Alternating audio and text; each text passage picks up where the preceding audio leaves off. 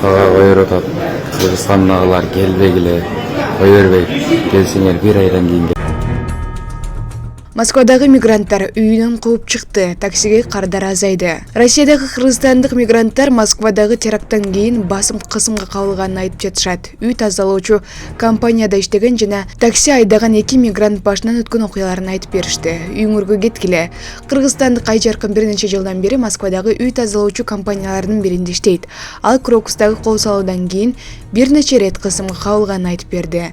23 марттан тарта бизге карата мамиле өзгөрдү. Ал күнү эртеңинен адаттагыдай буйрутмага жөнөгөнбүз. Москвадагы орус үй бүлө үйүн жинаган чакырган экен. Биздин өңүбүздү көрүп эле үй ээси ызы-чуу салды. Ага карабай ишибизди баштадык. Менеджерге кабарлашканыбызда үй ээси менен сүйлөшүп коерун айтып, ишибизди улантууну суранды. Ишибизди бүтөргө аз калганда үй кожойкеси болбогон шылтоо таап чыр чыгарды. Күйөөсү жанындагы аялды бургагычты артынан такап, бизди үйүнөн кубалап айдап чыгышты. Алар бул биздин менчик үй, биздин өлкө, чыгып кеткиле, үйүңөргө кеткиле деп кыйкырышты. 15 000 рубльга баланган ишибиз үчүн менеджерлер бизге 3 000 рубль гана төлөп беришти. Айжаркандын айтымында көбүнчө буйрутма берген үй ээлери акча төлөбөй жатат. Москвада канча жыл жүрсөм дагы өзүмдү ушунчалык кооптуу абалда сезе элек болчумун. Мындай учурда сени эч ким коргой албайт экен. Көбүнчө буйрутмаларды орус же армян улутундагы үй бүлөлөрдөн алабыз. Мен өзүм 4 учурга туш болдум. 4-өндө тең бизди садисттер, киши өлтүргүчтөр деп акыбызды төлөбөй кууп чыгышты. Бир жолкусунда мас балдарга туш болуп калып өзүбүз качып чыктык. Алар да бизди мусулмансыңар деп оозго алгыс сөздөр менен тилдеп сөгүштү.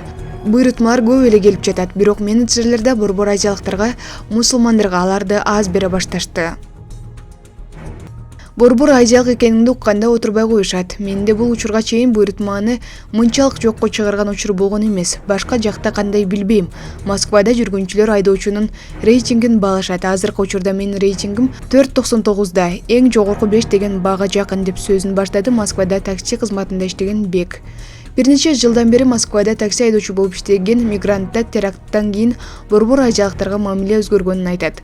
Биринчиден, менин атым славянча эмес, ошол да себеп болушу мүмкүн. Кандай адам келет деп тынчсызданышатты. Азыр түнү менен иштедим, бирок көбүнчө мигранттар буйрутма кылды. Бүгүн түнү 20 буйрутманын 10 мигранттардан келди. 5 буйрутмада кыргыз жарандарын ташыдым.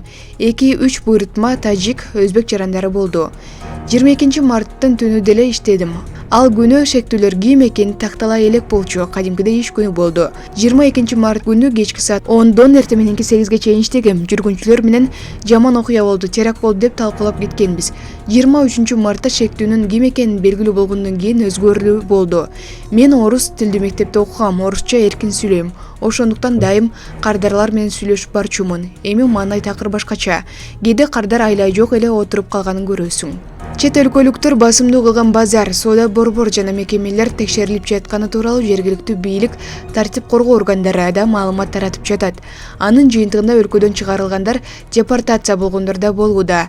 Азыр орусча билесиңби, билбейсиңби, Орусияда чоңойгонсуңбу, орус жаранысыңбы маанилүү эмес.